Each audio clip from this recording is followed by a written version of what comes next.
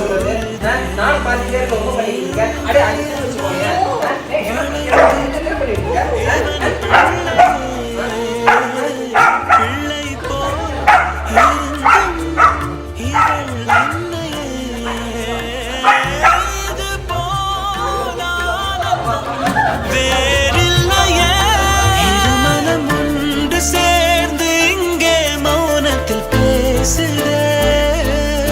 உண்மையான பாசம்னா இதுதான். மனுஷங்க கூட இந்த மாதிரி எல்லாம் வந்து நிப்பாங்களான்னு தெரியாது. ஆனா நம்ம வளர்க்குற நாய் நமக்காக கண்டிப்பா நிக்கும். இந்த கப்பல் ஒரு நாய் வளர்க்குறாங்க.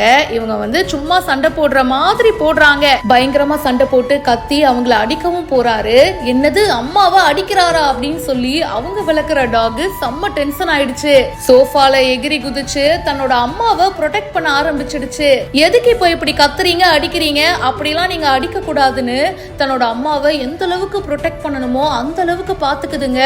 இங்க பாரு, கை நீட்டுற வேலை எல்லாம் வச்சுக்காத, ஓவரா கை நீட்டின அப்புறம் கடிச்சு வச்சிருவான் பாத்துக்கோ அப்படின்னு சொல்லிட்டு சிக்னலும் கொடுக்குது.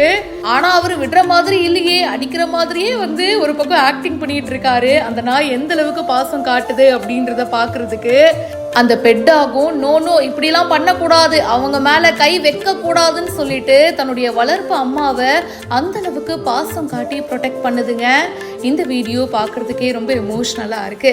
அதுக்கப்புறமா நான் சும்மா தாண்டா செல்லம் பண்ணேன், நீ எவ்வளவு பாசம் வச்சிருக்கேன்றத காட்டுறதுக்கு தாண்டா, ஒரு வீடியோக்காக தாண்டா இது அப்படின்னு சொல்லி சமாதானப்படுத்துறாரு. பாசக்காரிங்க எங்களோட செல்ல குழந்தை ஜூலு அப்படின்னு சொல்லிட்டு இந்த வீடியோவை ஃபரீத் அப்படின்றவரு ஷேர் பண்ணியிருக்காரு.